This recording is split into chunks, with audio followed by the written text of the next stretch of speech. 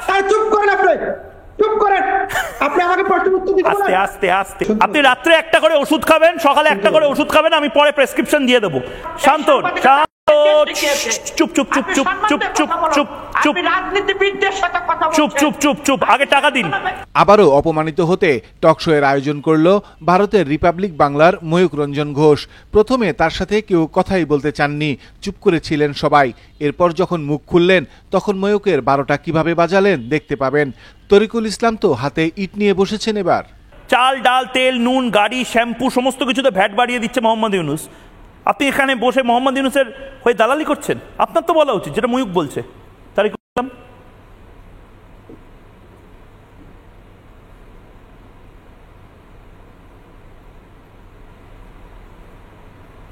শুনতে পাচ্ছেন?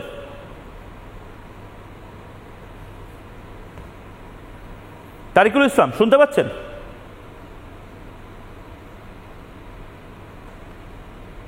এমন বকা দিয়েছি মনে হচ্ছে বাংলাদেশের বোধহয় কেউ শুনতে পাচ্ছে না। বাংলাদেশ কি হলো? বাংলাদেশের গেস্ট কি নেই? তারিকুল ইসলাম, আচ্ছা বিএনপি যে উচ্চিংড়ে এই মুহূর্তে রয়েছেন, আপনি কি শুনতে পাচ্ছেন? হ্যালো, আমাকে শুনতে পাচ্ছেন? হ্যাঁ হ্যাঁ, আমরা তো শুনতে পাবোই, আমাদের নেটওয়ার্ক খুব ফাস্ট। শুনতে পাচ্ছেন? আপনারা বলুন। আমাকে শুনতে পাচ্ছেন? হ্যাঁ হ্যাঁ পাচ্ছি, ভয় পাচ্ছি ভারত আবার নেটওয়ার্ক দেওয়া বন্ধ করে দিল নাকি? না না, আমাকে লাইন কেটে দেওয়া হয়েছে। আচ্ছা, আপনাকে দেখতে পাচ্ছিলাম, আপনার চাঁদবদন মুখটা খুব সুন্দর। আপনি বলুন, এই 300 কোটি টাকা দেওয়ার কথাটা, এটা তো আপনাদের দাবি তোলা উচিত। এই সমন্বয়ক যারা আছে তাদের কাছে ভাঙচুর করলো তারা, উস্কালো তারা, মেট্রো রেল ভাঙলো তারা, আপনাদের বাংলাদেশের সাধারণ মানুষকে দিতে হবে এই টাকাটা কেন?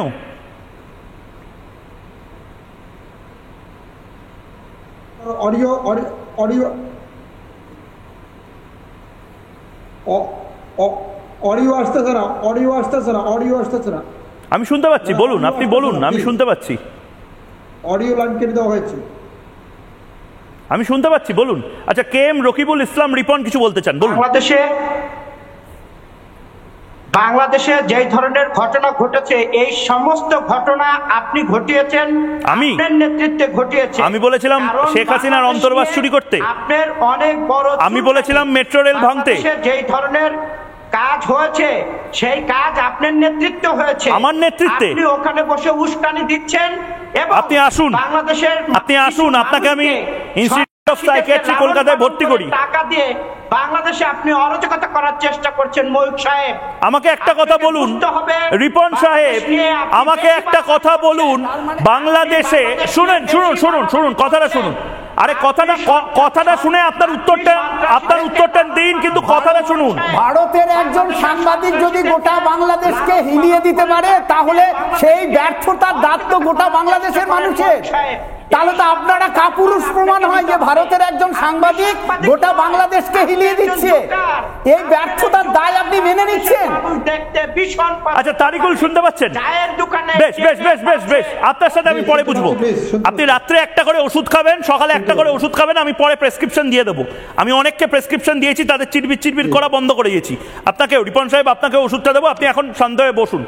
অসহিষ্ণু বোধ করলেই আপনি আমার নামটা জপ করবেন, আমার নাম জপ করে নেবেন। বেশ, শান্ত চুপ চুপ চুপ চুপ চুপ চুপ চুপ চুপ রাজনীতিবিদদের সাথে কথা চুপ চুপ চুপ চুপ আগে টাকা দিন, টাকা দিন। আমি কথা বলে নিই তারিকুল সাহেবের সাথে। তারিকুল সাহেব, যে কথাটা বলছিলাম, আপনাদের তো উচিত, আপনারা লড়াইটা লড়বেন, বাংলাদেশ সুন্দর তো আপনাদের করার দায়িত্ব। আপনারা করছেন না কেন? এই 300 কোটি টাকা এই যারা সমন্বয়ক আছে তাদের থেকে তুলছেন না কেন? তাদের লাইফস্টাইল জানেন? ধন্যবাদ ময়ূক। আপনাকে শুধু এটুকু প্রশ্ন করি, এই যে আমার হাতে একটা ইটের টুকরা দেখছেন, এই ইটের টুকরা দিয়ে যেমন কোটি টাকার গ্লাসকে ধ্বংস করা যায়, তেমনি বাঙালি জাতি এতটাই তাদের মনে স্পিরিট আছে, যে কোনো কিছুকে তারা ধ্বংস করতে পারবে অল্পতে। কিন্তু বাংলাদেশে হিন্দু, মুসলিম, বৌদ্ধ, খ্রিস্টান সকল জাতি এখনো ঐক্যবদ্ধভাবে আমরা বসবাস করছি। কিন্তু ভারতে মুসলিমের উপর আপনারা হিন্দু সম্প্রদায়ের মানুষগুলো যেভাবে অত্যাচার নির্যাতন করছেন, এটি আসলে বাংলাদেশের জন্য দুঃখজনক। আরেকটি বিষয় আপনাদেরকে আমরা পরিষ্কার ভাষায় বলতে চাই, আমাকে একটা প্রশ্নের উত্তর দিন। আমি আপনাকে ডকুমেন্ট সহ দেখিয়েছি 300 কোটি টাকা গণভবন এবং জাতীয় সংসদ ভবন মেরামতির জন্য খরচা হবে।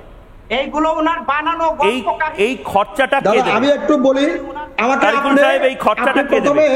বাংলাদেশের সাধারণ, আমাকে বলুন তো আমি কোনো ভুল কথা বলছি? বাংলাদেশের মিডিয়াকে আপনারা কথা বলতে দিচ্ছেন না বলে ময়ূকের মুখ বন্ধ করবেন? বাংলাদেশের সাধারণ মানুষ এই প্রশ্নটা করছে আজ। চুপ করেন আপনি, চুপ করেন আপনি। আমাকে প্রশ্নের উত্তর দিতে বলেন। আস্তে আস্তে আমাকে প্রশ্নের উত্তর করতে আমি উত্তর দিচ্ছি। আস্তে আস্তে আমরা যদি ফ্যান এই শীতে যদি ফ্যান ঘুরিয়ে দিই বাংলাদেশ উড়িয়ে যাবে। ভারতের রাষ্ট্রপতি পয়সা দেবে কোথা থেকে?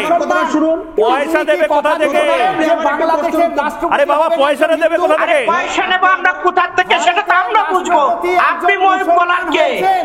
আপনার কথা কেউ শোনে না। আপনি আমি লিস্ট ধরে ধরে আপনাদের বলে দিচ্ছি।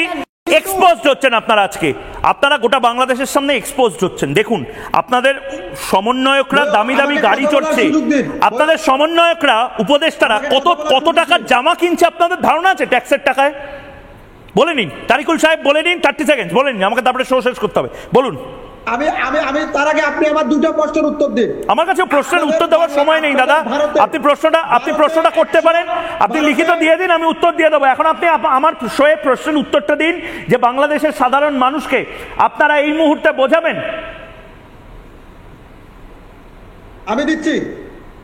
ভারতে 140 কোটি মানুষ বসবাস করে, তার মধ্যে প্রায় 75% মানুষ এখনো খোলা আকাশের নিচে মল ত্যাগ করে। ওই মলত্যাগ আপনারা ওই মলগুলো নিয়ে বাংলাদেশে সাজিয়ে রাখুন। ভারতের ওই খোলা আকাশের নিচের মলগুলো নিয়ে বাংলাদেশে সাজিয়ে রাখুন। আমি আমার অনুষ্ঠান আপাতত এখানেই শেষ করছি। একটা ছোট্ট বিরতি। চাল, ডাল, তেল, নুন, গাড়ি, শ্যাম্পু সমস্ত কিছুতে ভ্যাট বাড়িয়ে দিচ্ছে মোহাম্মদ ইউনূস। আপনি এখানে বসে মোহাম্মদ ইউনূসের হয়ে দালালি করছেন। আপনার তো বলা উচিত যেটা ময়ূক বলছে। তারিকুল ইসলাম,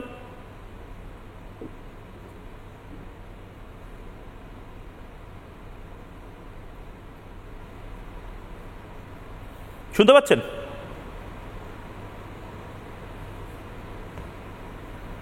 তারিকুল ইসলাম শুনতে পাচ্ছেন?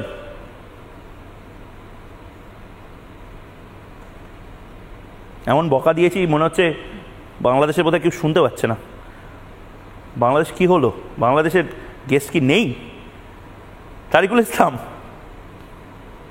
আচ্ছা বিএনপি যে উচ্চিংড়ে এই মুহূর্তে রয়েছেন, আপনি কি শুনতে পাচ্ছেন? হ্যালো, আমাকে শুনতে পাচ্ছেন? হ্যাঁ হ্যাঁ, আমরা তো শুনতে পাবোই, আমাদের নেটওয়ার্ক খুব ফাস্ট। শুনতে পাচ্ছেন? আপনারা বলুন। আমাকে শুনতে পাচ্ছেন? হ্যাঁ হ্যাঁ পাচ্ছি। ভয় পাচ্ছি ভারত আবার নেটওয়ার্ক দেওয়া বন্ধ করে দিল নাকি? না না, আমাকে লাইন কেটে দেওয়া হয়েছে। আচ্ছা, আপনাকে দেখতে পাচ্ছিলাম, আপনার চাঁদবদন মুখটা খুব সুন্দর। আপনি বলুন, এই 300 কোটি টাকা দেওয়ার কথাটা, এটা তো আপনাদের দাবি তোলা উচিত। এই সমন্বয়ক যারা আছে তাদের কাছে ভাঙচুর করলো তারা, উস্কালো তারা, মেট্রো রেল ভাঙলো তারা, আপনাদের বাংলাদেশের সাধারণ মানুষকে দিতে হবে এই টাকাটা কেন?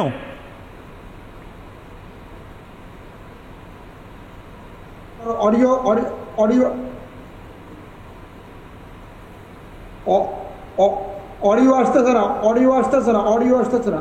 আমি শুনতে পাচ্ছি, বলুন, আপনি বলুন, আমি শুনতে পাচ্ছি। অডিও লাইন কেটে দেওয়া হয়েছে। আমি শুনতে পাচ্ছি, বলুন। আচ্ছা, কে এম রকিবুল ইসলাম রিপন কিছু বলতে চান, বলুন।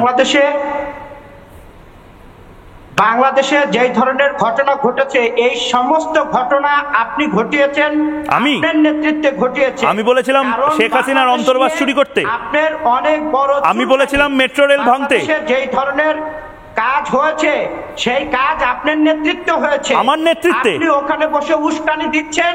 এবং আপনি আসুন, বাংলাদেশের আপনি আসুন, আপনাকে আমি ইনস্টিটিউট অফ সাইকিয়াট্রি কলকাতায় ভর্তি করি। টাকা দিয়ে বাংলাদেশে আপনি অরাজকতা করার চেষ্টা করছেন ময়ূক সাহেব। আমাকে একটা কথা বলুন রিপন সাহেব, আমাকে একটা কথা বলুন। বাংলাদেশে শুনুন শুনুন শুনুন শুনুন কথাটা শুনুন। আরে কথাটা শুনে আপনার উত্তরটা দিন, কিন্তু কথাটা শুনুন। ভারতের একজন সাংবাদিক যদি গোটা বাংলাদেশকে হিলিয়ে দিতে পারে, তাহলে সেই ব্যর্থতার দাঁত তো গোটা বাংলাদেশের মানুষের। তাহলে তো আপনারা কাপুরুষ প্রমাণ হয় যে ভারতের একজন সাংবাদিক গোটা বাংলাদেশকে হিলিয়ে দিচ্ছে। এই ব্যর্থতার দায় আপনি মেনে নিচ্ছেন? আচ্ছা, তারিকুল শুনতে পাচ্ছেন?